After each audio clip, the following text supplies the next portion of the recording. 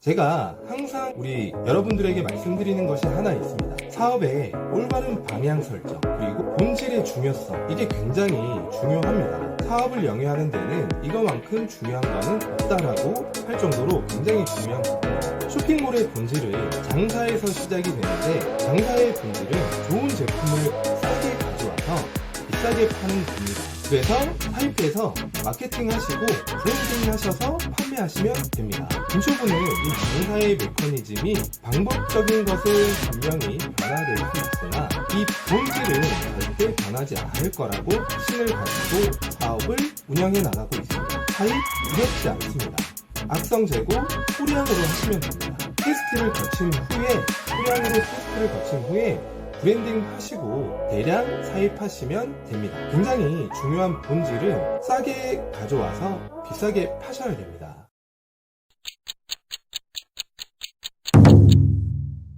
안녕하세요. 김포에서 쇼핑몰 사업하는 부산사나이 김쇼부입니다. 오늘은 최근에 제가 유튜브에서 월 1,000, 2,000씩 하시는 대표님들께서 스마트 스토어를 접었다 하시는 영상들이 올라온 거를 봤습니다. 유튜브에서 요즘은 워낙 쇼핑몰로 1,000만원, 2,000만원, 3,000만원, 5,000만원 1억 이렇게 매출을 냈다고 하시는 분들의 영상이 많이 업로드가 되기 때문에 그 영상들을 보시고 나는 왜 안 되지? 다른 사람들은 다 된다는데 왜 나는 재능이 없는 걸까? 그리고 그분들보다 좀 똑똑하지 않아서 안 되는 걸까? 하시는 분들을 위해서 좀 영상을 준비해 봤고요. 제 주변에도 실제로 월 매출이 1,000만원, 2,000만원 나오시는 대표님들께서도 실제로 많이 접는 것을 보았습니다. 그래도 여러분들이 생각하셨을 때는 월 매출이 1,000만원, 2,000만원이면 그래도 순수익이 200만원, 300만원 정도는 남을 텐데 왜 접지? 라고 생각하실 수 있을 것 같은데요.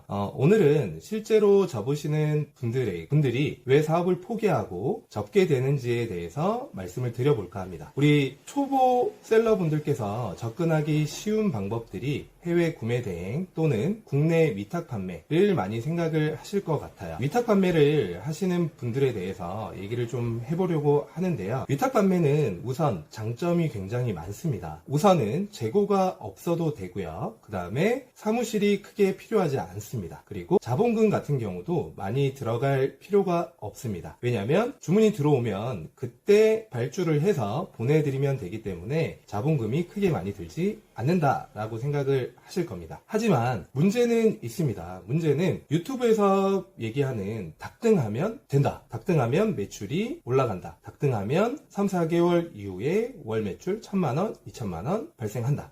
라고 말씀들을 많이 하시는데 이 닭등에 대한 구조적인 문제도 분명히 있습니다. 닭등은 우리가 사람이고 기계가 아니기 때문에 지속적으로 시행할 수가 없습니다. 3개월, 4개월 정도까지는 제품에 대한 판매도 일어나고 새로운 분야를 접하는 거기 때문에 즐겁고 재미나게 진행하실 수 있을 겁니다.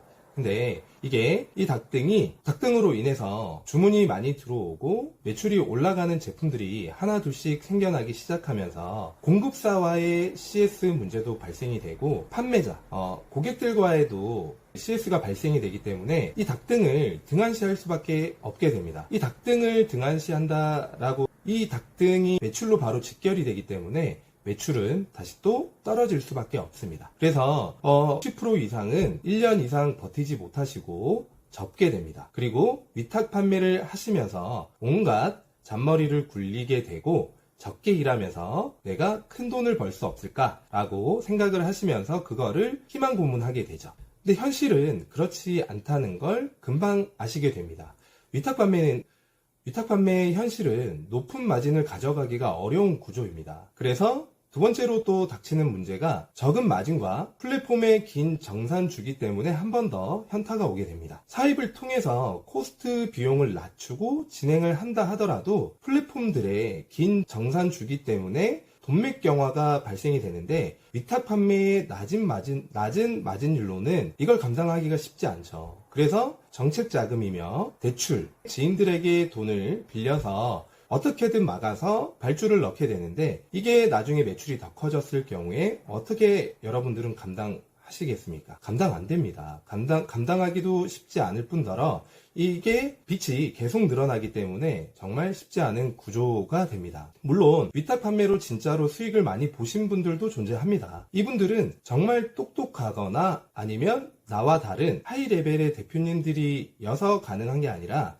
그분들은 사업적으로 구조적으로 짜임새 있게 시스템을 만들고 설정을 하시고 직원들을 채용하셔서 위임을 하신 분들일 겁니다. 아무래도 이 긴 정산의 대처라든지 업무의 세분화, 단계적인 직원 채용 등을 통해서 수익을 보실 수는 있습니다. 이렇게 운영을 한다고 해도 문제가 없는 건 아니에요. 위탁 판매는 끊임없는 경쟁이 계속되고 그리고 공급사, 원청의 단독 공급을 요구를 해야 되는 등 끊임없는 문제 등이 발생이 됩니다. 제가 항상 우리 여러분들에게 말씀드리는 것이 하나 있습니다. 사업의 올바른 방향 설정 그리고 본질의 중요성, 이게 굉장히 중요합니다. 사업을 영위하는 데는 이거만큼 중요한 거는 없다라고 할 정도로 굉장히 중요한 부분입니다. 쇼핑몰의 본질은 장사에서 시작이 되는데 장사의 본질은 좋은 제품을 싸게 가져와서 비싸게 파는 겁니다. 그래서 사입해서 마케팅 하시고 브랜딩 하셔서 판매하시면 됩니다. 김쇼부는 이 장사의 메커니즘이 방법적인 것은 분명히 변화될 수 있으나 이 본질은 절대 변하지 않을 거라고 확신을 가지고 사업을 운영해 나가고 있습니다. 사입 두렵지 않습니다.